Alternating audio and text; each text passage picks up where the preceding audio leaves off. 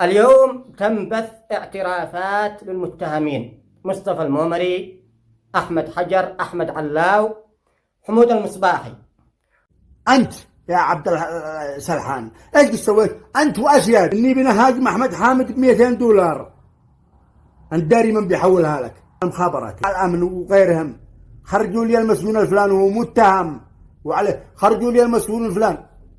اذا ما رضيوا يخرجوه ولا قالوا عاده تحت التحقيق، شولحت بهم في الاعلام.